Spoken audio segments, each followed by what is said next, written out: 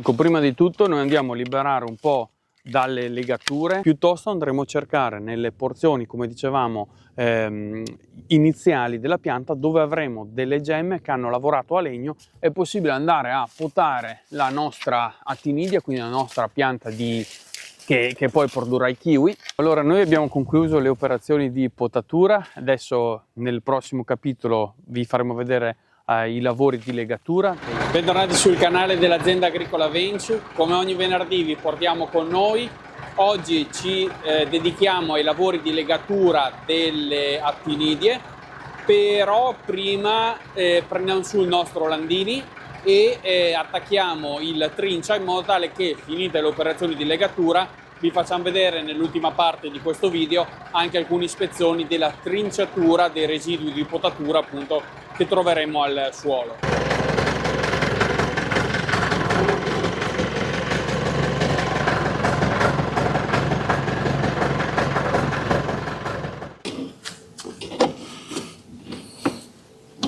Ecco, allora, per fare la legatura delle nostre piante, quindi le nostre attinidie, abbiamo il rampino che, come avete visto nel video dell'anno scorso, ci serve per andare ad abbassare i tralci, quindi noi non possiamo estenderci più di tanto, quindi usiamo questo come aiuto.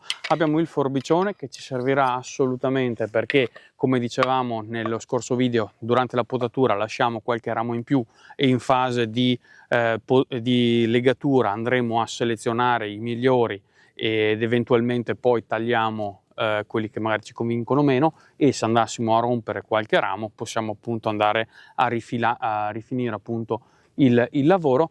Inoltre usiamo un po' di tubetto plastificato perché se c'è qualche ramo più sottile utilizziamo questo per bloccarlo al filo di ferro.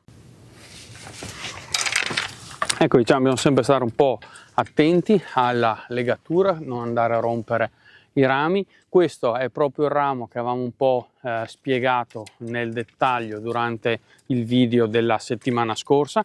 Vedete come andiamo a legarlo in questo modo, e in questo caso vedete come è importante andare ad accorciarlo, perché questo è un ramo indeterminato, come dicevamo, è cresciuto sempre, e andremo ad accorciarlo più o meno a questa distanza, in modo tale che ci sia un po' di spazio verso il suolo, rispetto al suolo, e allo stesso tempo comunque queste gemme, che generalmente sono gemme che portano frutto, abbiano comunque possibilità di spingere e di formare appunto i kiwi.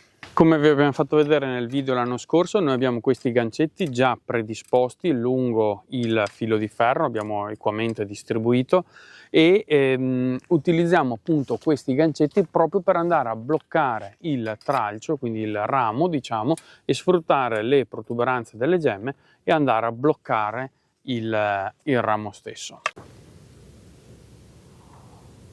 Poi andiamo sempre a diciamo a sgarbugliare i vari rami. In questo caso sicuramente era un indeterminato questo, che tende a arriccionarsi, a cercare supporto o sul suo asse, quindi o sul proprio ramo, oppure sui rami vicini, tende appunto ad andare a aggrovigliarli, ad arriccionarsi e a cercare supporto in questo modo.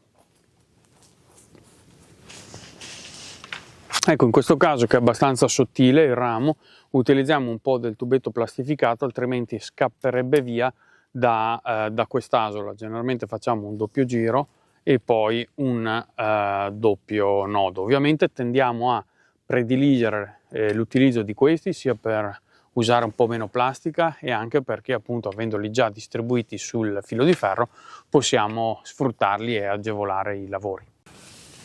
Ecco, diciamo, andremo a creare una sorta di tunnel formato da tutti questi rami che vengono piegati, distribuiti e in modo tale da occupare un po' tutto lo spazio della pianta.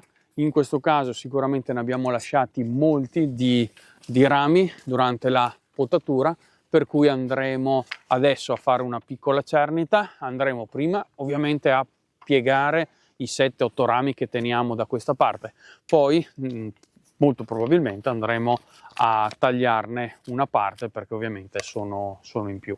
Ecco, questo vedete si è rotto durante le fasi di piegatura, quindi andremo a eliminare un po' il ramo, come dicevamo, soprattutto perché la grandine, un po' perché poi comunque l'elasticità di questi rami non è proprio il massimo, diciamo si vanno a creare alcune rotture durante la fase di piegatura, motivo in più per tenere qualche ramo in più durante la fase di potatura e poi al massimo andiamo appunto a eliminarne una parte.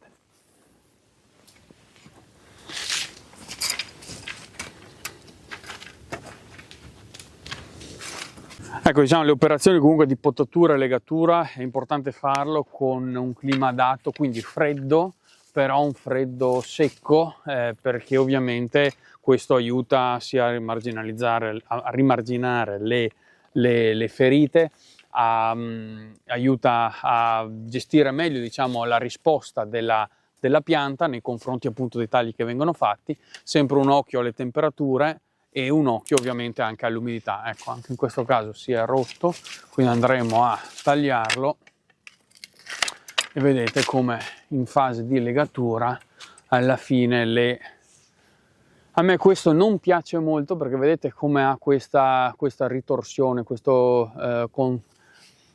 portamento un po' strano, quindi prediligo altri rami, poi eventualmente mi si dovessero rompere andrò in seconda battuta a scegliere quello là, anche se non è proprio il predestinato, diciamo. Anche in questo caso andremo ad accorciare il ricciolino, è evidente come in questo caso, guardate, in questo caso è evidente questo, un indeterminato ha continuato a crescere e si diceva prima è tornato indietro pur di cercare un po' di sostegno. Ovviamente tutto quel groviglio lo eliminiamo, tagliamo 2-3 cm sopra, un paio di gemme sopra e noi abbiamo già il nostro ramo già selezionato. Ecco, vedete, noi adesso da questa parte praticamente abbiamo terminato le fasi di legatura, piegatura e legatura. Vedete come si è creato una sorta di piccolo tunnel, ovviamente, e passiamo dall'altro lato e completiamo le operazioni di legatura, diciamo, ecco, dei tralci, dei rami, anche dal lato opposto, così poi questa pianta è conclusa. Ecco, allo stesso modo andremo a ripetere un po' le operazioni. Ovviamente perché è importante andare a fare la piegatura dei tralci? Perché se queste sono le gemme che mi porteranno frutto, se io le lascio crescere e sviluppare nella parte apicale là in alto, diciamo poi le operazioni di raccolta verrebbero diventare veramente complicate. In questo modo riesco a portarmi verso il basso tutte quelle gemme che mi porteranno frutto e quindi le operazioni di raccolta sono agevolate e ho una distribuzione abbastanza ordinata di quella che è il carico di frutta. Ovviamente anche per eventuali trattamenti, eventuali gestioni, schiariture della frutta, quindi selezione del quantitativo, diciamo, di carico di frutta, tutte queste operazioni insomma vengono agevolate dalla organizzazione del periodo invernale dei rami. Quindi in questo momento stiamo un po' andando a impalcare la pianta per permettere di svolgere agevolmente tutte le operazioni primaverili, estive e anche appunto di raccolta nel periodo autunnale.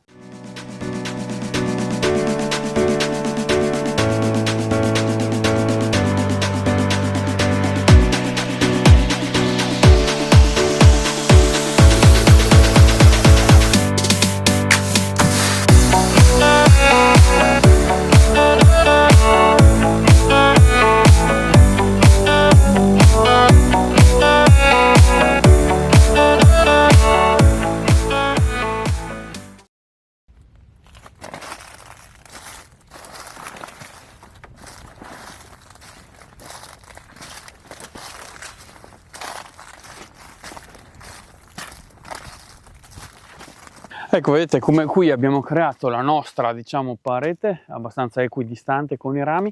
Abbiamo avanzato alcuni rami, come in questo caso, soprattutto questo qua un po' più lungo, preferiamo andare a tagliarlo, quindi eliminarlo. Non era la nostra prima scelta perché, come vedete, appunto ha subito dei bei danni dalla grandine, è stato mozzato e ripartito.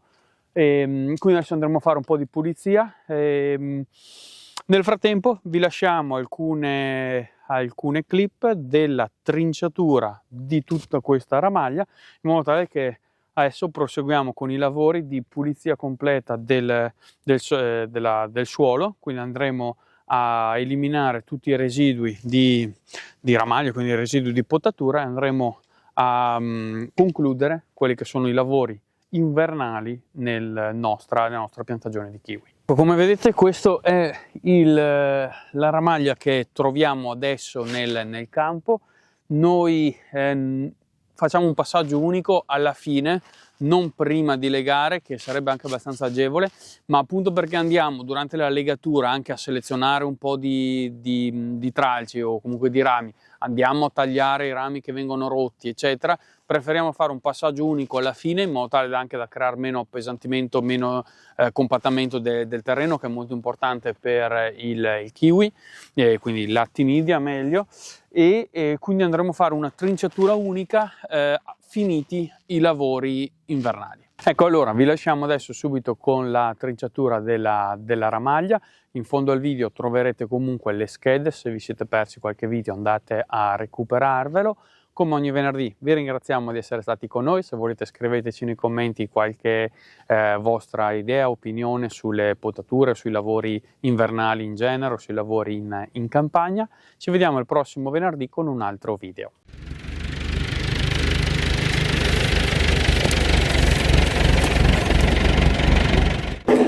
Noi per fare questo lavoro abbiamo attaccato appunto al Landini il nostro trinciaperti, che è da 2 metri, per cui in questo caso dovremmo fare 2 passaggi, quindi un'andata e un ritorno, in modo tale da avere tutto lo spazio tra una fila e l'altra completamente libera dalla ramaglia.